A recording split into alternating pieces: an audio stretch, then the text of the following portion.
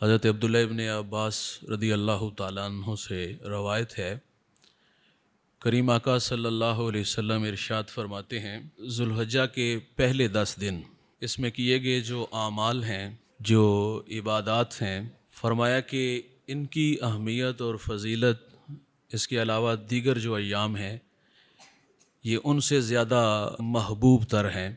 تو صحابہ نے عرض کیا کہ حضور کیا ان دنوں کے علاوہ اگر کوئی راہ خدا میں جہاد کرے تو کیا یہ 10 دن جو ہیں جن کے بارے میں آپ نے ارشاد فرمایا کیا یہ جہاد سے بھی زیادہ محبوب ہیں؟ تو حضور نے فرمایا ہاں، یہ جہاد سے بھی زیادہ محبوب ہیں۔ اور ساتھ اللہ کے رسول صلی اللہ علیہ وسلم نے فرمایا ہاں، اگر کوئی مجاہد جو راہ خدا میں اپنی جان جیسی متاع عزیز پیش کرتا ہے وہ اپنے گھر بار کا مال بھی لے آئے،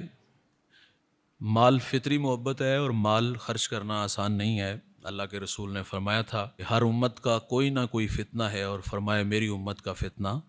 دولت ہے۔ تو کوئی اس جذبے سے میدان عمل میں آ جائے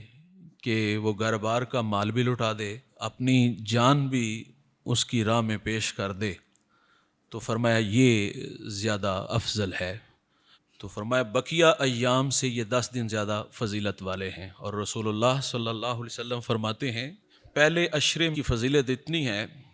کہ ایک دن کا روزہ اس کا اجر اللہ کے ہاں 1 سال کے روزوں کے برابر ہے، اور پہلے عشرے کی 10 راتوں کا قیام فرمایا کہ یہ لیلۃ القدر کے برابر ہے۔ دیکھیے لیلۃ القدر کو ہم تلاش کرتے ہیں طاق راتوں میں، لیکن یہ 10 راتیں اللہ کے رسول فرماتے ہیں اتنی اہم ہیں، ان کی اتنی فضیلت ہے، ان راتوں میں جو بندہ قیام کرتا ہے، اللہ کی عبادت میں گزارتا ہے، قرآن کی تلاوت میں گزارتا ہے، وہ ایسے ہی ہے کہ اس نے لیلۃ القدر میں شب بیداری کی ہو۔ تو ان راتوں کا قیام اتنا بڑا اجر ہے۔ اور اللہ کے رسول صلی اللہ علیہ وسلم فرماتے ہیں جو 9 ذوالحجہ یعنی کہ عرفہ کا جو روزہ رکھتا ہے تو فرمایا 1 سال قبل اور 1 سال آئندہ کے گناہ اللہ معاف فرما دیتا ہے۔ وہ صغیرہ گناہ ہیں، کبیرہ گناہ جو ہوتے ہیں وہ توبہ سے معاف ہوتے ہیں۔ حقوق العباد ہیں، کسی کو گالی دی،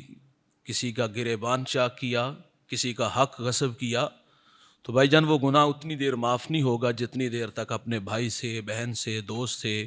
جس کے ساتھ زیادتی کی ہو اس سے معذرت نہ کی جائے، تو اتنی دیر تک